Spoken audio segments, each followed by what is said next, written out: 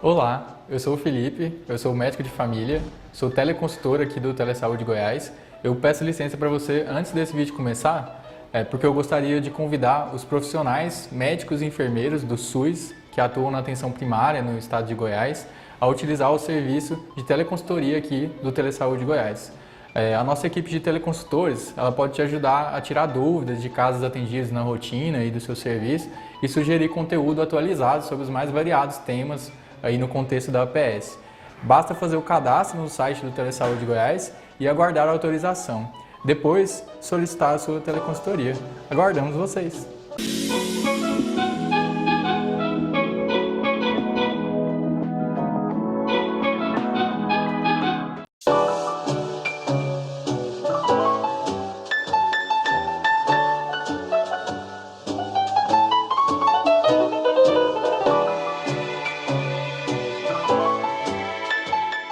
Olá, pessoal. Meu nome é Letícia, eu sou médica de família e comunidade e hoje eu vim conversar com vocês um pouco sobre dor. Uma perspectiva diferente do que a gente está acostumado a estudar sobre dor. Então eu vou conversar um pouco sobre as novas classificações, os fenótipos de dor e um pouco sobre uma visão diferente sobre o tratamento da dor. Então vamos começar falando sobre como que funciona, quais são os caminhos dos neurotransmissores, dos neurônios, na verdade, de dor, nossos receptores, porque quando a gente visualiza a fisiologia da dor, a gente entende várias terapêuticas que existem. Então, a gente tem aqui então o nociceptor. Aconteceu então com essa pessoa, ela colocou então o dedo em um prego. Esse nociceptor, esse primeiro neurônio, ele vai caminhar com o sinal de dor até o corno dorsal da medula espinhal. E aqui, certo? Ele vai fazer uma sinapse com o segundo neurônio que vai acender com esse sinal de dor para o cérebro, mais especificamente para o tálamo. E aqui, então, a gente tem esse sistema ascendente de dor. Aqui, a gente tem alguns neurotransmissores, né? Temos a substância P, que é um neurotransmissor de dor. A gente tem o glutamato, que também é um neurotransmissor de dor. E eles vão ser distribuídos bem aqui, tá certo? Então, bem nessa sinapse aqui, entre o primeiro e o segundo. E aí, tem aqui um neurôniozinho aqui, chegando azul, e eu vou apresentá-lo para vocês. Ele é um interneurônio, ou seja, ele não seria o grande protagonista da sinapse, mas ele influencia na quantidade de neurotransmissores que vai passar do primeiro para o segundo. E ele vem lá do cérebro, e ele é um interneurônio que carrega com ele neurotransmissores analgésicos, entre aspas. A gente chama esse sistema que desce e que vai reduzir a ascendência de dor de sistema inibitório descendente. O sistema inibitório descendente, ele vai liberar aqui nessa fenda sináptica alguns neurotransmissores analgésicos. E aí entra serotonina, epinefrina, opioides endógenos e o GABA.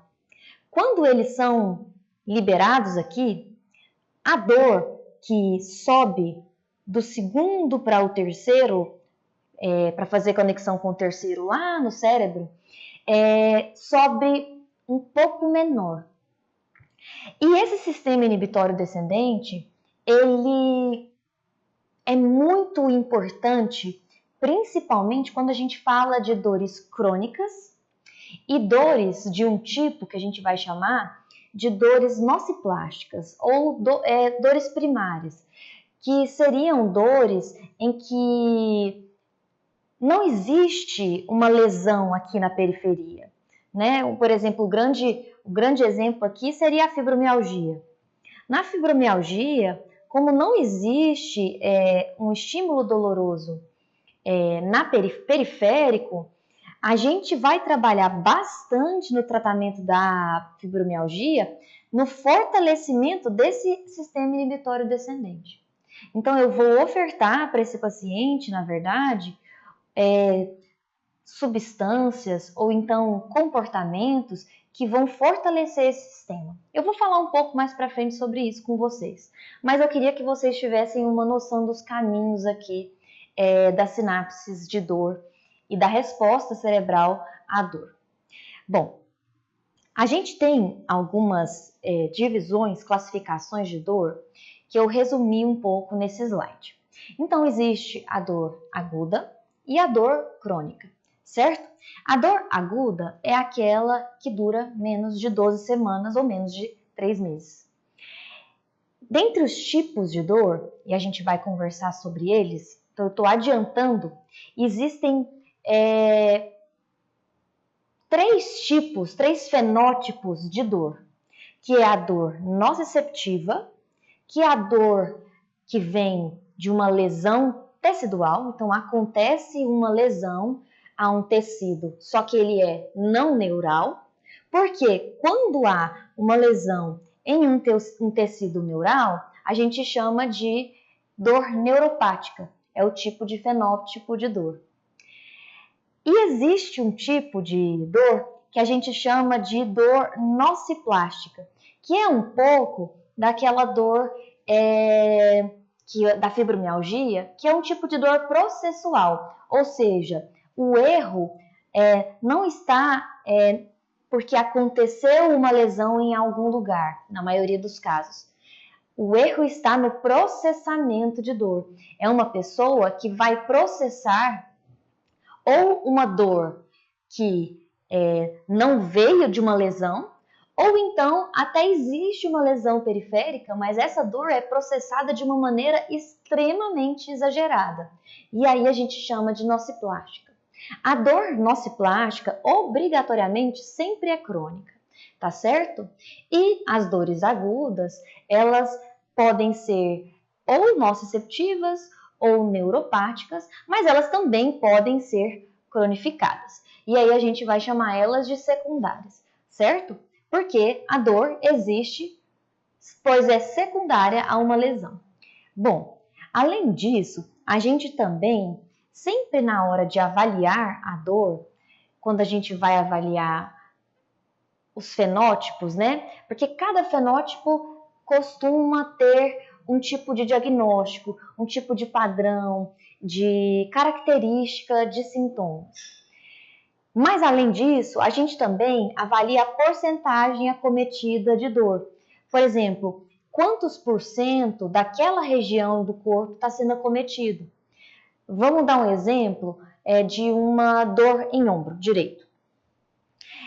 É uma forma, por exemplo, de se avaliar se está dando certo o tratamento, até para ser um pouco realista no tratamento de dor, a gente ter uma noção da área acometida.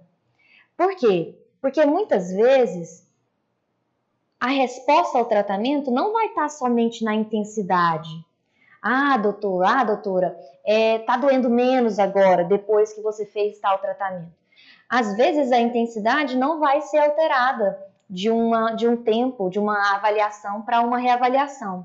Às vezes a resposta obtida será na porcentagem. Antes doía bem mais, em bem mais locais. Agora está doendo em bem menos aqui, está doendo mais próximo aqui dessa região.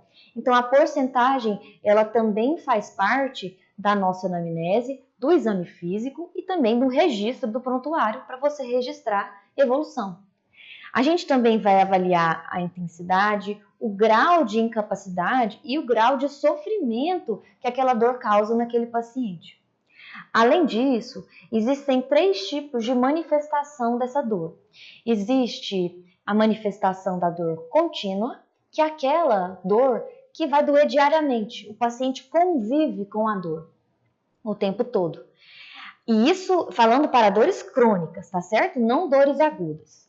Existe a dor crônica recorrente, que é a dor que não acontece todos os dias. Ela é aquela dor que acontece somente às vezes.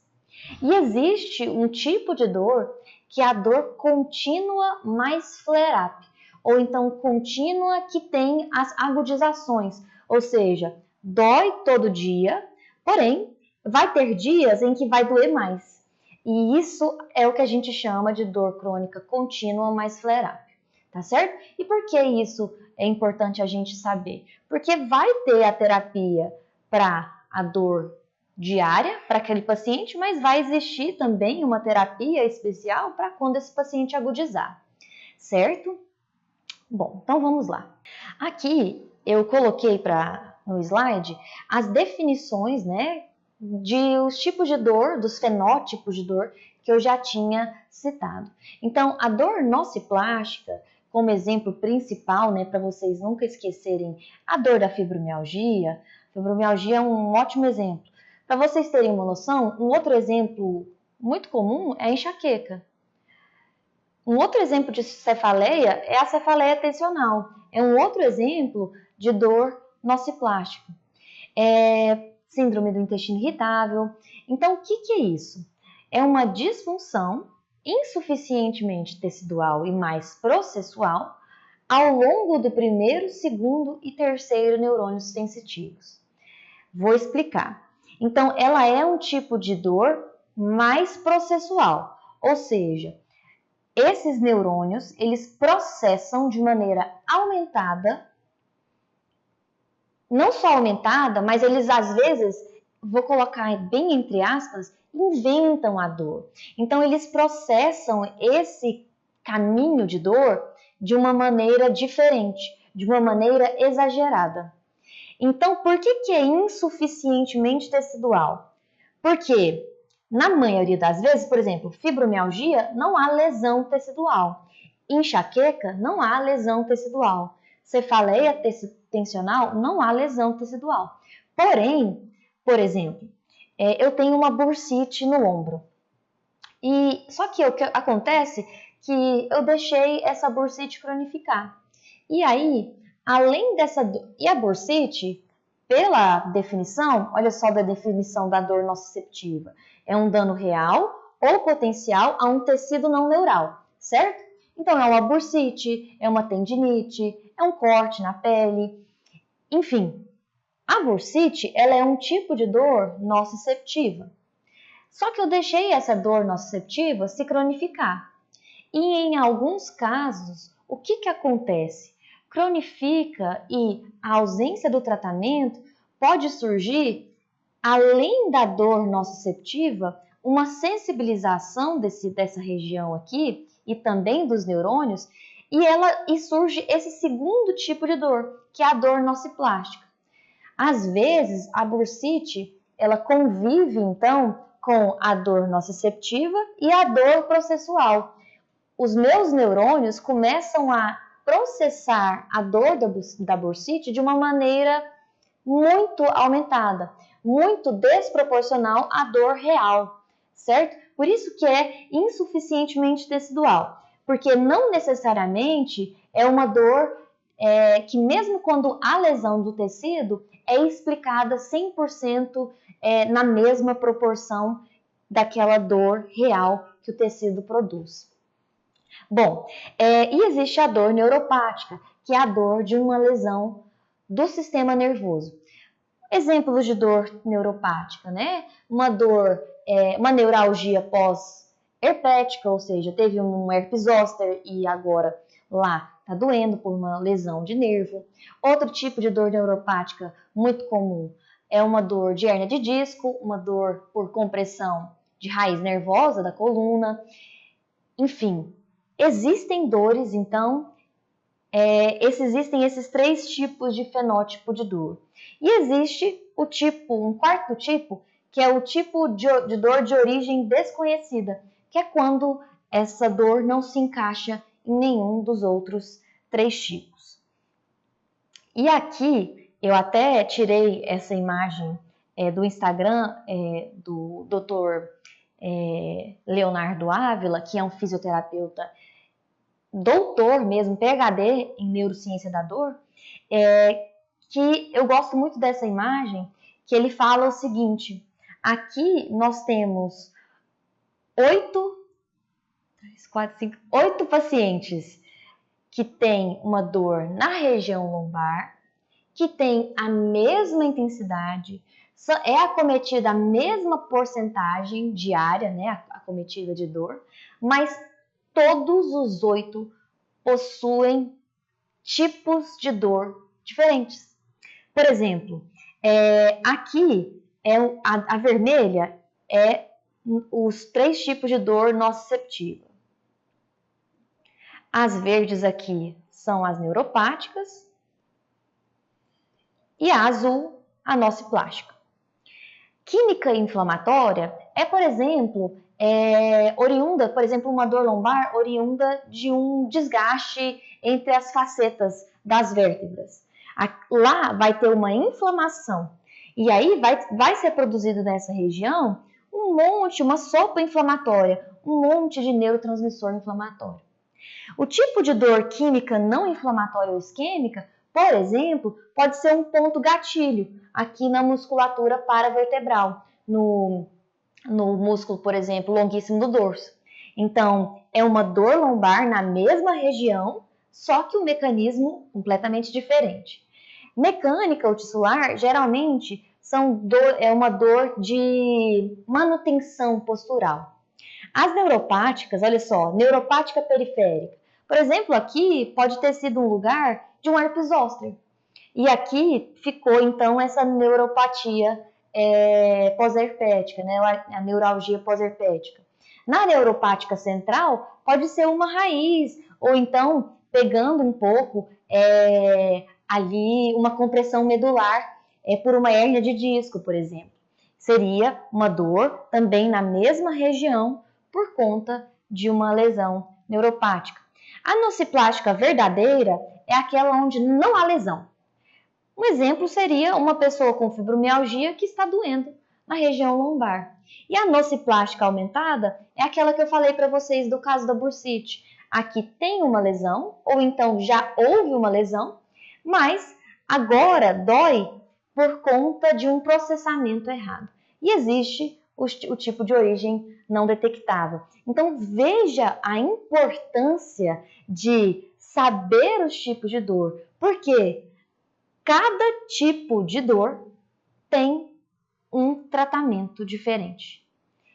Cada tipo de dor vai ter um tratamento diferente. E por isso que é importante a gente não só fechar os olhos e não, é uma dor lombar.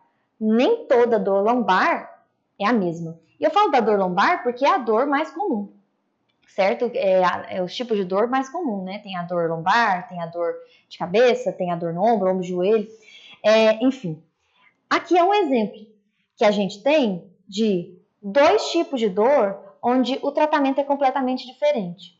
Então, a gente tem aqui uma dor que vem de um ponto gatilho no glúteo, certo? Aqui está o glúteo mínimo e esse ponto gatilho, no glúteo mínimo, vai ter uma dor referida, a gente chama de dor referida, aquela que espalha, e dor irradiada, aquela que é do espalhamento, mas do espalhamento que obedece o trajeto do nervo, né? Então, dor irradiada, a gente só dá esse nome para dor neuropática. Dor referida, então, é o tipo de dor onde vai espalhar, e nesse caso aqui, a causa é um ponto gatilho no glúteo mínimo, e olha o trajeto que faz essa dor. Parece a dor famosa do nervo ciático, né? E, por exemplo, há aqui uma hérnia de disco, a pessoa tem uma compressão na raiz de L5-S1. E o trajeto vai ser esse daqui, o mesmo trajeto de dor, certo? O mesmo trajeto de dor que tem essa pessoa. Ou então muito parecido. O tratamento dessa pessoa aqui é fisioterapia, às vezes, né, em casos muito severos, seria uma cirurgia. Aqui pode também ter remédios para dor neuropática, né? Então existem remédios para uma dor crônica neuropática, então, por exemplo, antidepressivos tricíclicos, amitriptilina, um exemplo. Aqui não.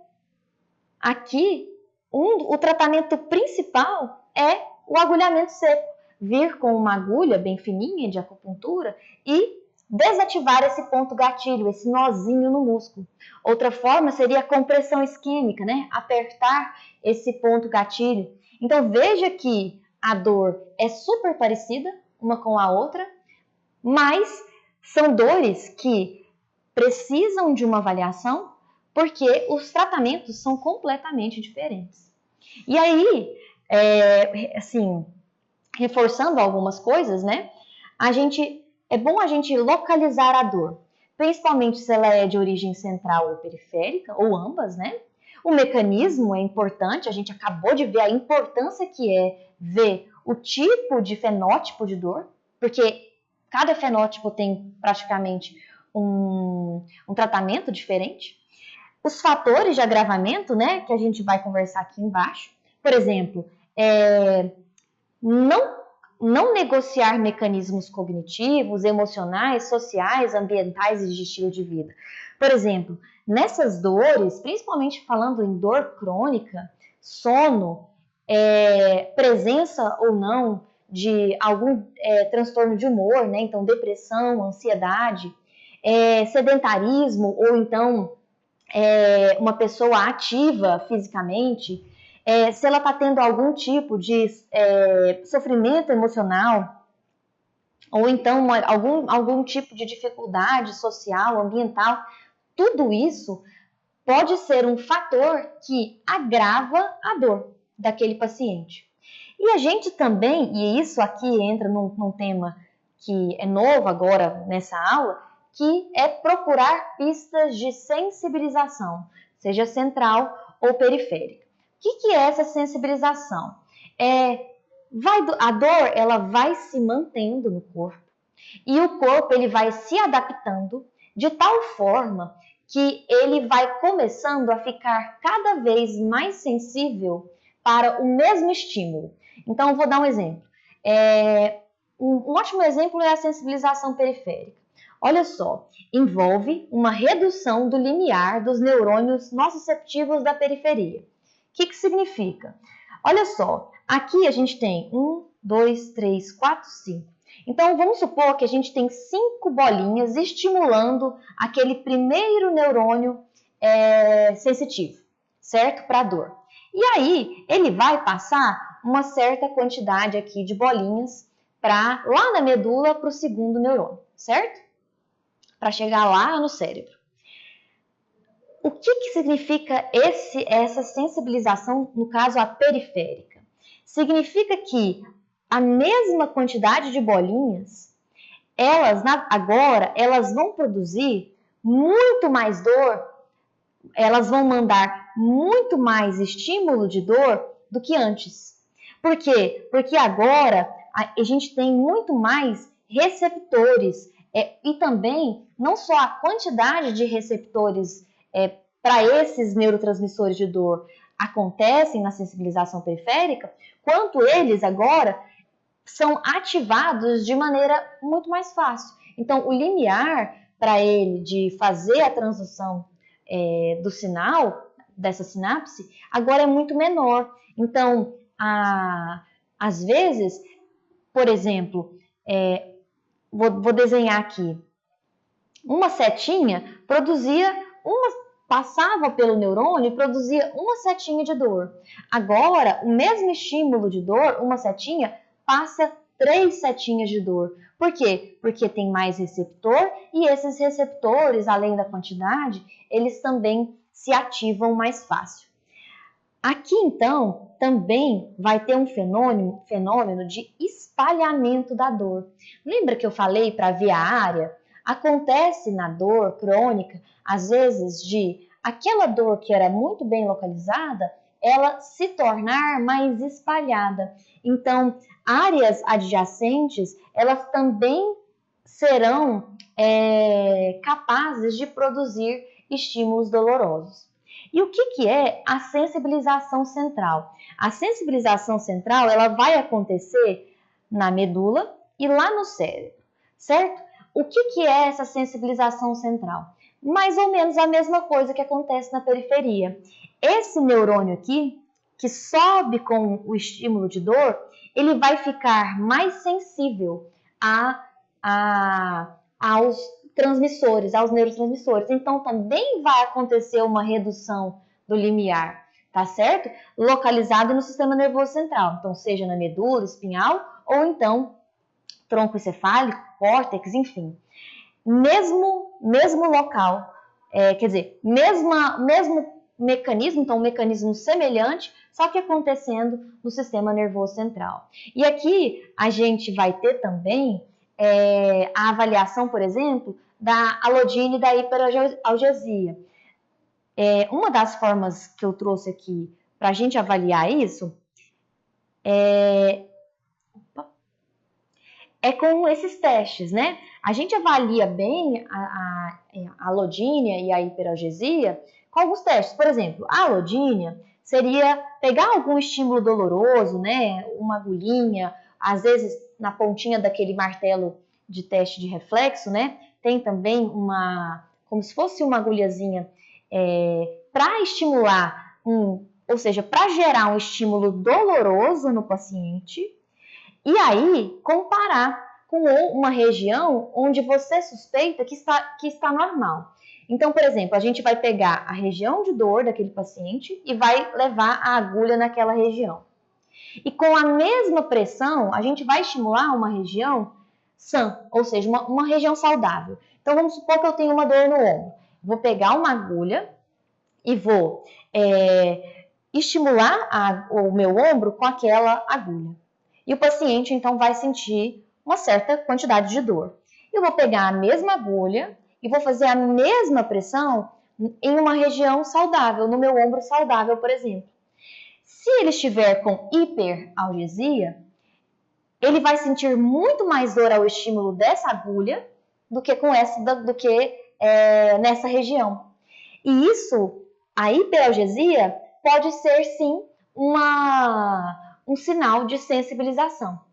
Outro estímulo, aí já é bem mais grave, que é a alodínia, é pegar um estímulo inócuo, por exemplo, um pincel, e estimular aquela região. Ou seja, é um estímulo que não é para gerar dor. Às vezes a pessoa está tão sensibilizada que o passar de um pincel dói. Então, isso seria, por exemplo, uma alodínia. E aqui, né, o uso de canetas ajudam a estimar a área acometida. Aqui, né, para ver, às vezes, estímulo por calor, estímulo por frio, enfim. São alguns testes que a gente pode, sim, fazer no consultório para ter uma noção de resposta no tratamento do nosso paciente, certo? Aqui, então, a gente entra num tipo de reflexão que é uma das coisas que eu quis trazer para vocês, que é o seguinte: existe, quando a gente pensa em tratamento, então eu gerei todo um raciocínio para vocês até o momento que compensa avaliar a sensibilização, compensa avaliar o tipo de dor, né? O tipo, se é neuropática, se é nociceptiva, se é nociplástica. E aqui entra mais um tipo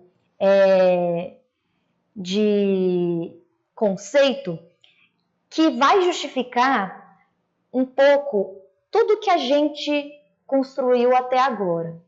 Existe o tipo de tratamento top-down e existe o tratamento bottom-up. O que isso significa? Top-down é um tratamento que vai do cérebro para a periferia. E o bottom-up é um tratamento que vai da periferia para o cérebro. Me explica, Letícia? Olha só, vamos ler o conceito e aí eu vou facilitar o conceito. O tratamento bottom-up, ele visa retirar os irritantes químicos inflamatórios ou químicos não inflamatórios. Ou seja, ele visa retirar esses drivers periféricos, os estímulos periféricos. Por exemplo, eu tenho uma bursite no ombro, ou seja, é uma lesão periférica. Para eu tratar essa bursite no ombro, então às vezes eu vou passar um anti-inflamatório, às vezes vai ser necessário fisioterapia. Então o tratamento é focado na periferia para o cérebro, ou seja, bottom, ou seja, de baixo para cima, up, certo? Agora vamos imaginar uma pessoa que tem, na verdade, fibromialgia. Ele tem uma dor generalizada em várias regiões do corpo, porém não tem lesão. Ou seja, não adianta eu fazer fisioterapia numa mulher que tem fibromialgia e ela está com uma dor no ombro e não tem lesão nesse ombro. Não vai adiantar eu fazer anti-inflamatório, nem fazer fisioterapia para essa mulher. Porque o tratamento dela não envolve tratar a periferia, envolve tratar o processamento do cérebro. E aí, eu não sei se vocês vão se lembrar, que eu falei lá no início do sistema inibitório descendente, que é o sistema onde o cérebro joga lá na medula, naquele interneurônio, um monte de neurotransmissor analgésico, serotonina, noradrenalina, opioides endógenos, GABA. E aí, esse é que é o segredo do top-down, né? Ou seja, de cima para baixo. Então, é reduzir a facilitação ascendente e aumentar a inibição descendente.